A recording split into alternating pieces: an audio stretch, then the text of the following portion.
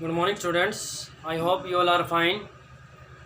As we have studied chapter first, chemical reactions and equations, and we have learned a lot of things from that chapter, balancing of chemical equation and other important phenomena, corrosion, density, etc. Today we are going to move on chapter 2, that is acids, bases, and salts. In previous chapter, we have learnt that food becomes rancid, its taste, its smell, and color is changed. That is due to rancidity. Food becomes sour, food becomes bitter, food जो है bitter हो जाता है, कड़वा हो जाता है, food खट्टा हो जाता है. तो that is due to some phenomena takes place, that is rancidity की वजह से होता है. अब हम बात करेंगे एसिड्स, बेसिस और साल्ट्स के बारे में. हम इस चैप्टर में और क्या पढ़ेंगे, और चैप्टर में ये पढ़ेंगे कि एसिड्स क्या होते हैं, बेस क्या होते हैं. आपने देखा होगा कि कई बार जो हमें एसिडिटी की प्रॉब्लम होती है, जिसको हम बोलते हैं कि जो स्टमक में जलन हो रही है, वो किस वजह से होती है कि स्टमक में एसिड की अमाउंट ज़्यादा हो जाने की वजह से होती है. तो वो फिर वो एसिड जो है बाहर निकल के आता है, जिसकी वजह से हमें एसिडिटी की प्रॉब्लम होती है. उसको ठीक करने के लिए हम क्या यूज करना चाहिए, और हमारे जो दांत हैं वो ख़राब क्यों हो जाते हैं, और हमारी जो सोयल है उसकी पीएच क्या होती है, सोयल एसिडिक है, बेसिक है. तो ये सारी बातें जो है इस चैप्टर के अंदर हम पढ़ेंगे, और आप लोग ध्यान से इसको देखेंगे. Starting we are going to start acids.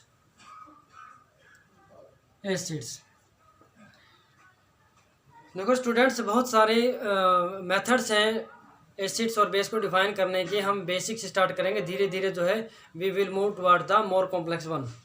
Acids हम पहले जो बात कर रहे हैं हम सबसे पहले करेंगे on the basis of taste. On the basis of taste यानी कि चेक करके, टेस्ट करके उसका हम पता लगाएंगे कौन से सब्सटेंस एसिड्स होते हैं और कौन से सब्सटेंस बेस होते हैं. Acids are sour in taste.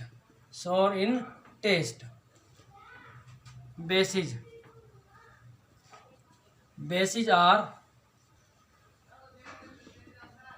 bitter in taste. यानी कि जो सब्सटेंस टेस्ट करने में, चखने में सौर होते हैं, खट्टे होते हैं, वो क्या होते हैं, एसिड्स होते हैं. और जो सब्सटेंस टेस्ट करने में कड़वे लगते हैं वो क्या होते हैं, बेस होते हैं. बट ये जो क्लासिफिकेशन है, ये जो आइडेंटिफिकेशन है टेस्ट के बेस पर, that is not good, because there are so many acids और bases which are very dangerous, which are very harmful for us. तो हम उनको टेस्ट अगर करते हैं तो इट मे हार्म अस, उससे हमें हानि पहुंच सकती है. Even they may cause death, उसकी वजह से डेथ भी हो सकती है, और हम जो है जल भी सकते हैं. तो इसीलिए ये जो टेस्ट के बेस पर एसिड्स या बेस का पता लगाना, ये जो मेथड होता है, दिस इज नॉट गुड. तो इसलिए हम क्या करते हैं, हम अदर मेथड यूज करेंगे जिससे हम पता लगाएंगे एसिड्स क्या होते हैं, बेस क्या होते हैं. सेकंड टाइप है on the basis of ions present. यानी कि जो भी सब्सटेंस है उसमें कौन सा आयन प्रेजेंट है. अगर उसको वाटर में डिजोल्व करें तो H+ आयन देगा या OH- आयन देता है, तो उसके बेस पर हम बताएंगे कौन सा एसिड्स होता है और कौन सा बेस होता है. एसिड्स आर दोज सब्सटेंसेज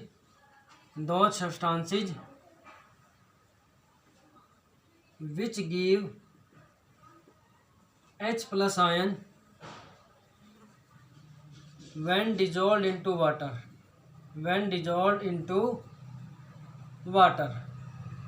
यानी कि एसिड्स वो सब्सटेंस होते हैं जो पानी में डिजोल्व करने पर H+ आयन देते हैं. और बेसिस क्या होंगे, bases are those substances which give OH- ions when dissolved into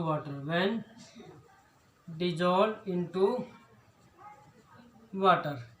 यानी कि वो सब्सटेंस जिनको अगर वाटर में डिजोल्व करें और वो OH- आयन देते हों, तो H+ आयन देने वाले एसिड्स होते हैं, और OH- आयन देने वाले क्या होते हैं, बेस होते हैं. सेकंड हमारा हो गया on the basis of ions present. एक चीज़ ध्यान से देखें यहाँ पर जो मैंने लिखा है कि एसिड या बेस का पता कब चलता है आयन के बेस पर, जब उसको वाटर में डिजोल्व करेंगे। जब तक एसिड या बेस को वाटर में डिजोल्व नहीं करेंगे तब तक हम उसको बता नहीं पाएंगे कि वो एसिड है या फिर बेस है। क्योंकि कोई भी सब्सटेंस एसिडिक नेचर का है या बेसिक नेचर का है, it can be identified only when it is dissolve into water. क्योंकि इसके ऊपर हम बहुत सारे क्वेश्चन भी पढ़ेंगे कि कोई सब्सटेंस है अगर उसको वाटर में डिजोल्व नहीं किया है, बेशक वो एसिडिक सब्सटेंस हो, वो अपना एसिडिक कैरेक्टर शो नहीं करता। नेक्स्ट है, अब इसके अलावा कुछ सब्सटेंसेस होते हैं जिनको ऐड करके, अननोन सब्सटेंस के अंदर ऐड करके हम पता लगा सकते हैं कि वो सब्सटेंस एसिडिक है या बेसिक है। यानी कि कुछ ऐसे सब्सटेंस होते हैं जो इंडिकेट करते हैं, जो दर्शाते हैं that the given substance is acidic और बेसिक। यानी कि कुछ ऐसे सब्सटेंस अगर उनको अननोन सब्सटेंस में डाल दें और डालने के बाद वो कलर चेंज करते हों और कलर चेंज से पता लग जाता है या स्मेल से पता लग जाता है कि वो सब्सटेंस जो है एसिडिक था या फिर बेसिक था। तो ऐसे सब्सटेंस जो है इंडिकेट करते हैं, दर्शाते हैं कि एसिडिक है या गिवन सब्सटेंस एसिड है या बेस है, उनको हम इंडिकेटर्स बोलते हैं। तो पहले हम क्या पढ़ेंगे, इंडिकेटर्स। क्या पढ़ेंगे, indicators. The substances which indicate the presence of acid or base in any unknown substance are called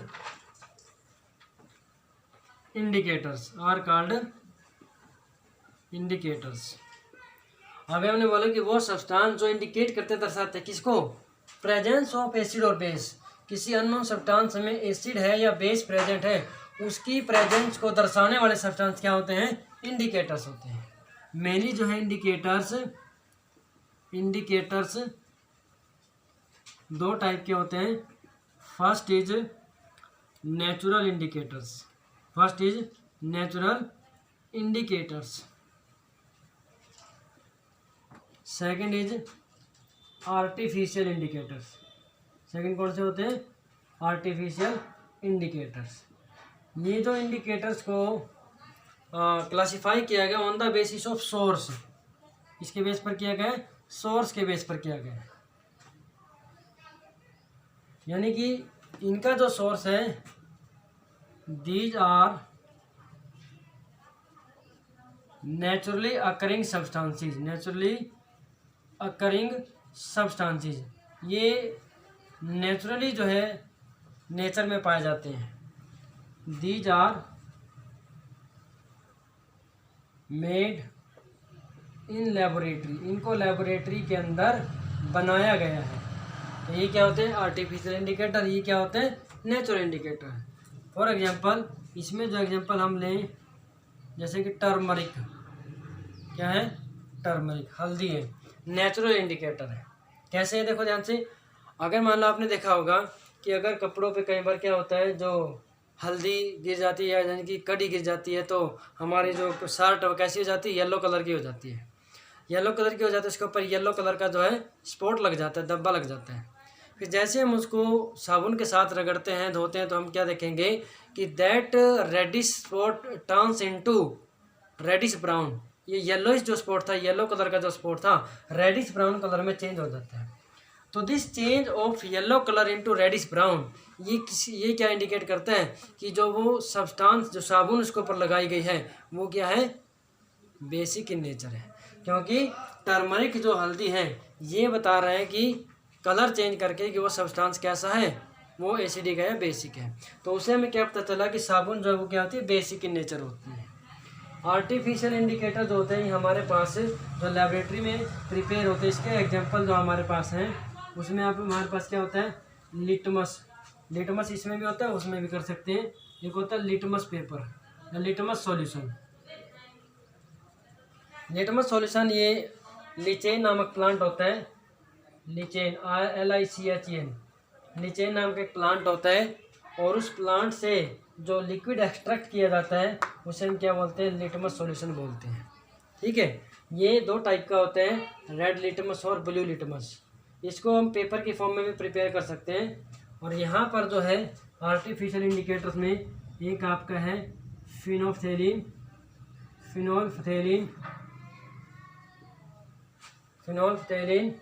और दूसरा होता है आपका मिथाइल ऑरेंज। क्या होता है, मिथाइल ऑरेंज। फिनोल्फ्थेलिन और फिनोल्फ्थेलिन नहीं बोलेंगे, एल साइलेंट है इसका, फिनोल्फ्थेलिन और दूसरा मिथाइल ऑरेंज। ये क्या आपका आर्टिफिशियल इंडिकेटर है। These are prepared in laboratory, इनको लेबोरेटरी में प्रिपेयर किया गया। तो पहले तो हमने पढ़ा कि इंडिकेटर जो है वो किसके बेस पर क्लासीफाई किया, उनको सोर्स के बेस पर। अब हम इंडिकेटर्स को क्लासीफाई करेंगे on the basis of colour, मतलब कलर गिविंग है या स्मेल गिविंग है उसके बेस पर।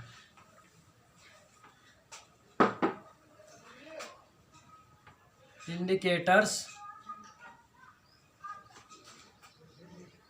फर्स्ट इज कलर गिविंग और second one is smell giving, यानी कि जो कलर से बताएंगे प्रेजेंस को और दूसरा जो स्मेल से बताएंगे। कलर गिविंग में भी आगे अलग अलग टाइप हैं। फर्स्ट है जैसे आपका लिटमस सॉल्यूशन है या लिटमस पेपर,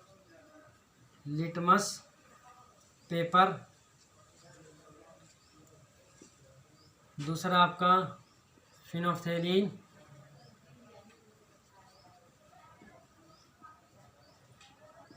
और थर्ड आपका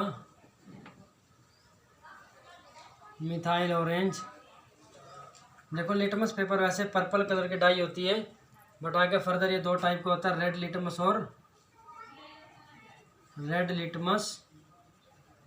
और दूसरा होता है ब्लू लिटमस। तो red litmus and blue litmus दो टाइप है। और फिनोल्फ्थेलिन जो होता है ये कैसा होता है, ये कलरलेस होता है। कैसा होता है, कलरलेस। और मिथाइल ऑरेंज जैसे कि इसका नाम है, ये कैसा होता है, ऑरेंज कलर का होता है। तो कलरलेस है, ये ऑरेंज है, और ये रेड लिटमस और ब्लू लिटमस दो फॉर्म में प्रेजेंट होते हैं। अभी इसके बारे में वन बाय वन पढ़ेंगे। स्मेल गिविंग में जो हमारे पास एग्जांपल है वो क्या है, onion, vanilla and clove oil. Onion प्याज होता है, वनीला जैसे आइसक्रीम आप खाते हैं ना, वनीला जो सब्सटेंस है, और क्लोव ऑयल लौंग का तेल। All these are acidic in nature. ये तीनों कैसे होते हैं, एसिडिक इन नेचर होते हैं।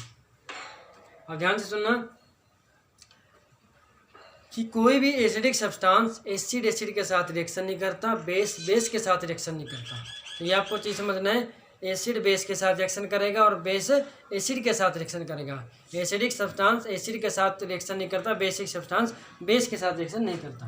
तो उस केस में जो है आपको ये कंसेप्ट आगे यूज होगा तो समझ में आ जाएगा। अब इसके बारे में थोड़ा थोड़ा लिख देते हैं, ध्यान से देखेंगे। स्मेल गिविंग जो इंडिकेटर्स हैं उनको हम क्या बोलते हैं, उनको ओल्फैक्टरी इंडिकेटर्स भी बोलते हैं। तो देखो red litmus,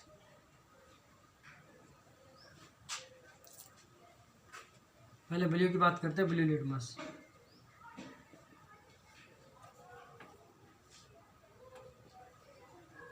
blue litmus if turns into red in any unknown substance, then substance is acid। अगर कोई भी अननोन सब्सटेंस है, ब्लू लिटमस इसमें कन्वर्ट हो गया, रेड कलर में चेंज हो गया, ब्लू कलर रेड में चेंज हो गया, तो वो क्या हो गया, ब्लू टू रेड एसिड। ऐसे ही red litmus if turns into blue, अगर रेड ब्लू में कन्वर्ट हो गया, किसके अंदर, in any unknown substance, in any unknown substance, then substance is base। यानी कि रेड किस में चेंज हो गया, ब्लू कलर में। रेड से ब्लू अगर है तो वो बेस होता है। आगे समझ में, बहुत इंपॉर्टेंट है ये।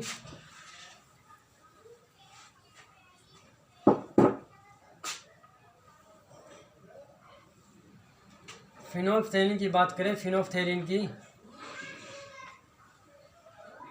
फिनोल्फ्थेलिन कैसा होता है इसका कलर, ये कलरलेस होता है। बहुत इंपॉर्टेंट है। It works only in basic medium, only in basic medium. ये सिर्फ बेसिक मीडियम में काम करता है, बेस के साथ कलर चेंज जो शो करता है। इट टर्न्स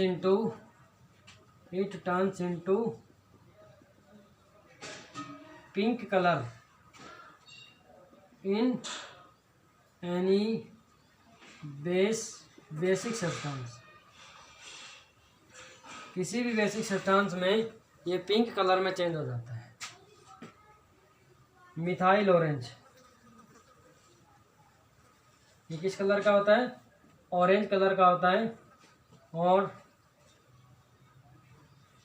विद एसिड के साथ में, और विद बेस के साथ, दोनों के साथ रिएक्शन कलर चेंज शो करता है।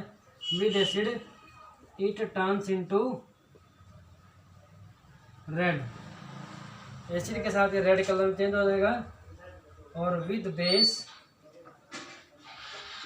इट टर्न्स इनटू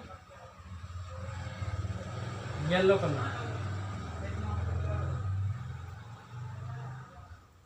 तो ये जो मिथाइल ऑरेंज है ये ऑरेंज कलर का होता है। अगर इसको किसी एसिडिक सब्सटेंस में डालेंगे फिर तो रेड कलर में चेंज हो जाएगा, और अगर बेस के साथ डालेंगे उसको फिर वो येलो कलर में चेंज हो जाएगा।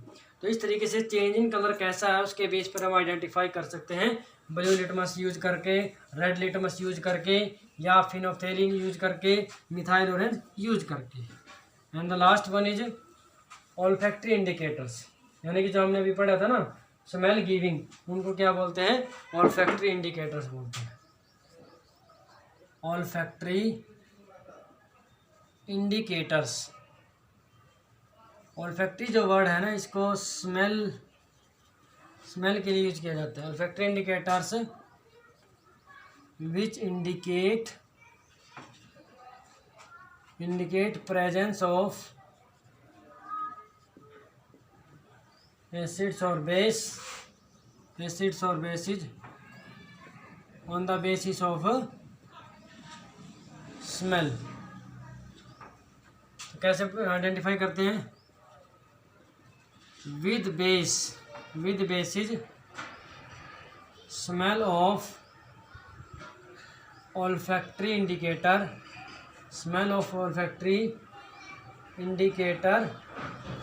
गोज ऑफ यानी कि रिमूव हो जाती है। ऑल्फैक्टरी इंडिकेटर की स्मेल बेस के साथ रिमूव हो जाती है। और with acids smell of olfactory indicator remains present, वो प्रेजेंट रहती है। इसमें कैसे समझेंगे, मान लो कोई भी एक हमने वाइट क्लॉथ लिया, कॉटन क्लॉथ लिया, और हमने क्या किया, ऑनियन प्याज उसको कट करके और उसको हमने वाइट क्लॉथ कपड़े के अंदर जो है अच्छे से कस के बांध दिया, और बांधने के बाद उसको हमने जैसे किसी भी हैंगर पे लटका दिया और ओवरनाइट पूरी रात उसको लटका के रखा। तो रात में क्या होगा कि जो भी ऑनियन की स्मेल है सारे की सारी किस में चली जाएगी, उस कॉटन क्लॉथ में चली जाएगी। उसके बाद मॉर्निंग क्या करेंगे, ऑनियन को हटा करके, और भी जो जहाँ पर वो उसका जो जूस लगा हुआ ऑनियन जूस, वो कैसा है, उसमें से ऑनियन की स्मेल आएगी। फिर उस स्मेल वाले क्लॉथ के ऊपर अगर हम पहले एसिड डालें और फिर हम बेस डालें, हम क्या देखेंगे, एसिड के साथ एसिड डालने पर उस ऑनियन की स्मेल नहीं रिमूव होती, बट जैसे हम उसके ऊपर बेस डालेंगे ऑनियन की स्मेल जो कॉटन क्लॉथ में से रिमूव हो जाएगी। इसका मतलब है कि हम बता सकते हैं कि गिवन सब्सटेंस कैसा एसिडिक है या फिर बेसिक है। तो ओल्फैक्टिव इंडिकेटर में हमने जो 3 पढ़े हैं, ऑनियन है, वनीला है और क्लोव ऑयल है, तीनों के तीनों क्या होते हैं, तीनों आपके एसिडिक होते हैं। और अभी मैंने बोला तो एसिड के साथ एसिड जो रिएक्शन नहीं करेगा तो कोई भी चेंज शो नहीं करता। तो ये बहुत इंपॉर्टेंट जो आपने पढ़ा है। तो आज के लिए इतना ही काफ़ी है। Thank you and have a nice day.